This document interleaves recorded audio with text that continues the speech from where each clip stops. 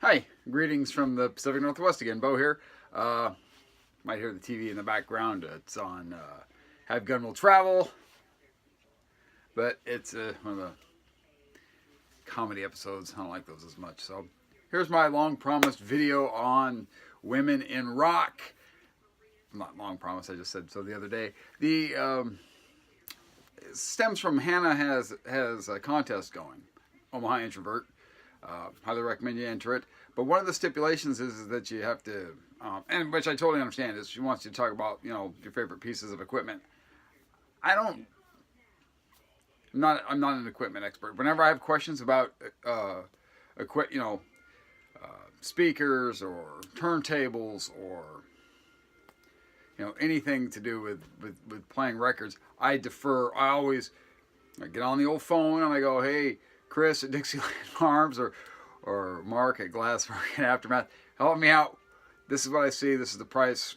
Because I'm not a technical guy, but I was really intrigued about the one of the questions was 3 female artists that are important to you in rock history, and I think part of the problem with when we look back on female artists is a lot of, especially men, and I'm going to be frank about it. Like to say, she's good for a girl, or they're good for girls, or something.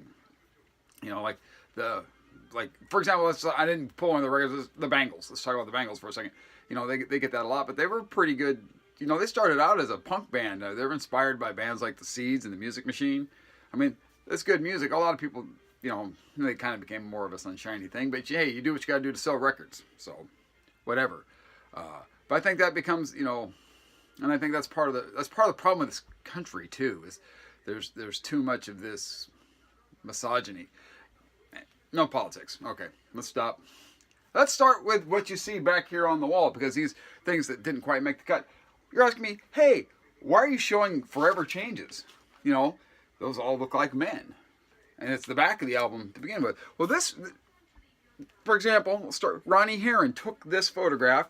She was kind of a bit of a road manager for the Doors, or the Doors for Love. She also was a booking agent at the London Fog. She was also an actress. She appeared in an episode of Cheyenne, and some other stuff. That's what I know her for, Cheyenne. But so she took this iconic photograph. It's on the back of this album. And like I said, she was the lead booker at the London Fog, and she helped discover a little band called the Doors. So where would we be without Ronnie Herron, right? Okay, so let's start with that. And then some more interesting stuff on here. This is the Carol and Hester Coalition.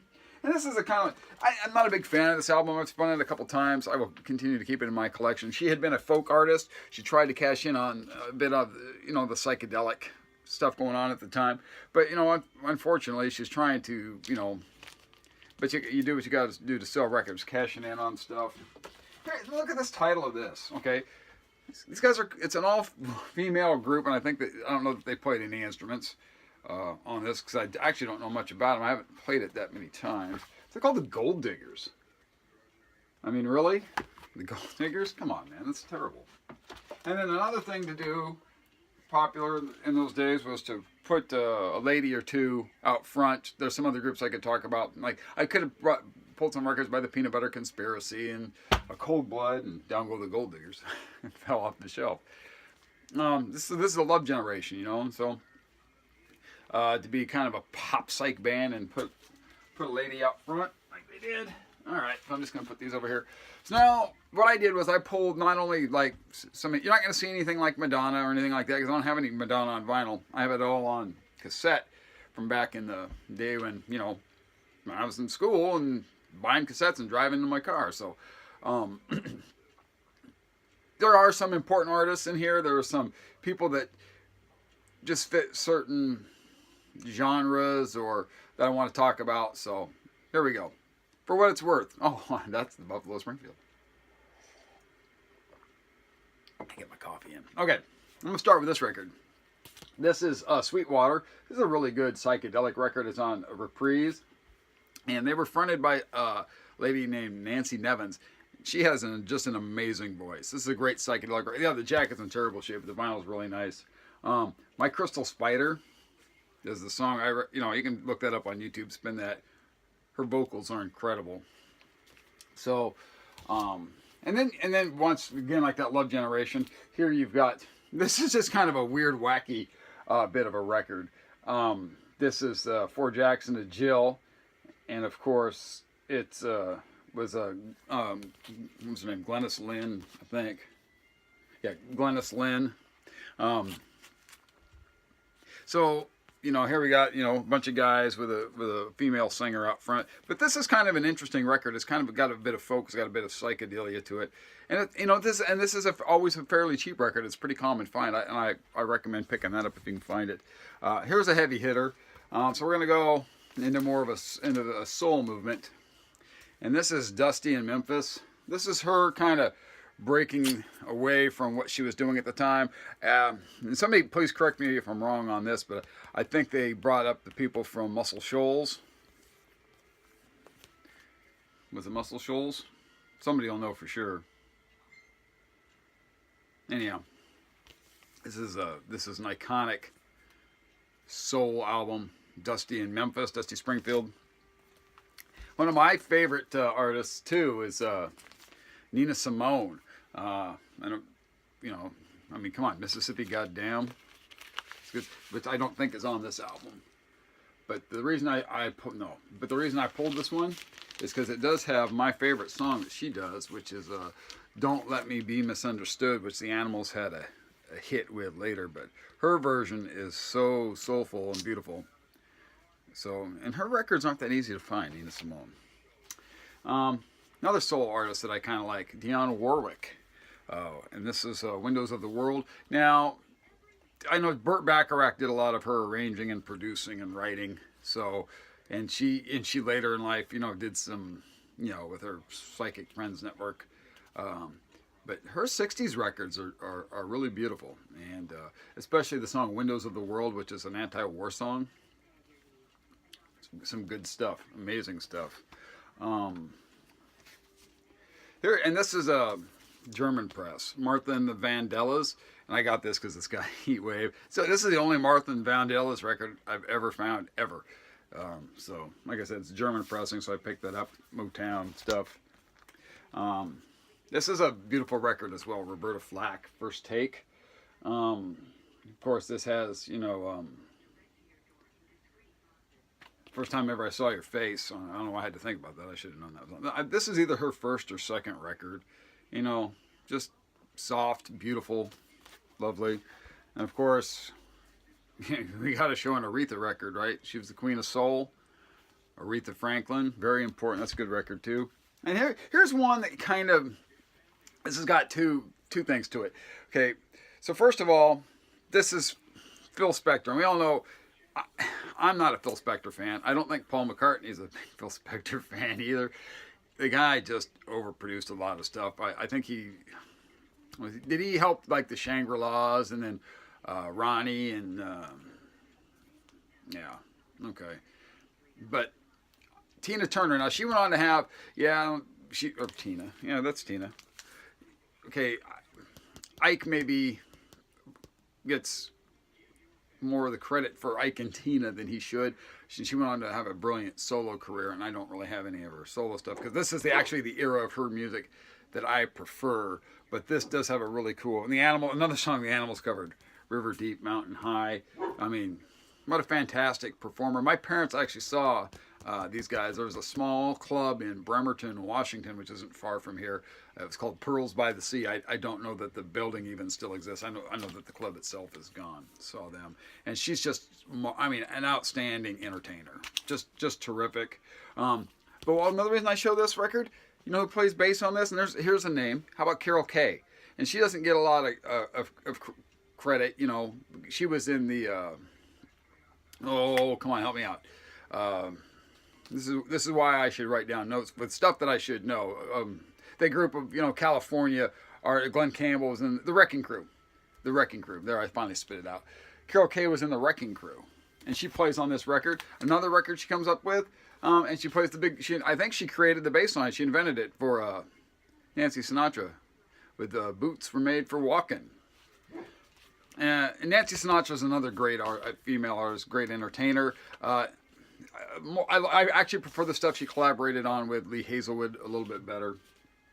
Uh, my dad, another artist my dad saw, but my dad saw her. She came to his fire base in Vietnam. He was there. Oh, we're already 10 minutes in. I might have to make this 2 videos, guys. I don't know that I can get through the stack of records that I pulled. Linda Ronstadt, Stone Ponies. It features the song Different Drum, which was written by Michael Nesmith, but who doesn't like Linda Ronstadt, right? I mean, especially her stuff with the Stone. I prefer her stuff with the Stone Ponies. Although her solo album, Silk Purse, is definitely worth a look-see. I'm trying to speed up here. Judy Sill. She had a very tragic story. She's a folk singer. She died, I think, in an abandoned building or an apartment of a drug overdose. But, you know, this is a really good record. It's hard to find, though.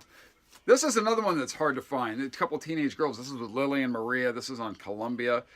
If you can find this, highly recommend getting it. Fantastic record. Do I need to really say much about this record? Not the hugest Joni Mitchell fan, but this record is amazingly great. Soldier of Fortune is the man called Paladin. That's going on out there, sorry. But Joni Mitchell, just, wow. Now this one is another interesting folk style album. This is Nancy, I'm not sure, I think it's pronounced Pretty.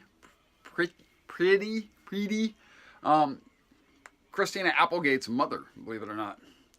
This is a really, really terrific, solid folk record. If you can find this one too, grab that.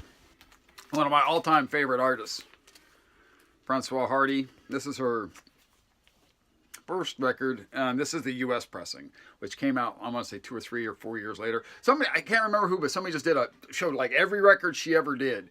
That was a killer video. So if you're into Franoise Hardy, he knows a lot more about her than I do. I just like her music. So fantastic. French. She does some stuff in English. I think it's all in French on that. And here's one that you can find really cheap. This is an amazing record. Judy Collins. You know, both sides now, 98 cents. And this thing's like gem mint. Judy Collins is terrific, and her stuff's in the dollar bins all the time. Cheap, easy find, amazing artist. Now, why did I choose this to show? Because it's a soundtrack. But the song Windows of the World, which is my favorite song by the Pretenders, is why I pulled this, because Chrissie Hynde, very, very important artist. They used to call that college station rock before it became called alternative, or, you know, all the names that they put on it. But, you know, she was at Kent State when that incident happened, when the student was killed, when they had all the shooting. 1970, I believe. I was like 2 years old. Patti Smith, Horses. I mean, this is a fantastic record. Yeah, produced by John Cale, and it's, you know, her husband was a really great guitar player too. But, you know, where would punk music be without Patti Smith, right? Okay, and then I'm gonna make it on time. I think we'll get it all in here.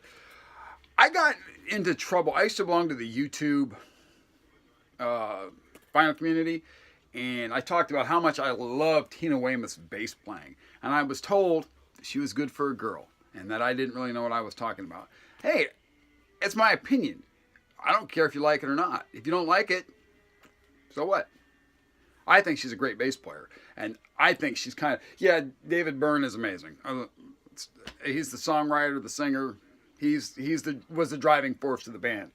But Tina Weymouth's bass playing is underrated, and I don't care what anybody says. She's not a good bass player for a girl. She's a good bass player, period. All right, the piece de resistance, the last one, and we're going to get in just under in time because I got to be done in 15 minutes, or otherwise they get cut. This is the greatest, my favorite artist, female artist, one of my favorite artists in the history of music, and this is a fantastic record. This is a Desert Island masterpiece. This is Grace Slick from the Jefferson Airplane. She came on board. This is her first album with the group. A little controversy here because I think she gets writing credit for the 2 hits, Somebody to Love and White Rabbit, and some people say it was written by her brother-in-law or her husband, or they had more to do with it than she did. I don't know. That's irrelevant to me. Her vocals are outstanding.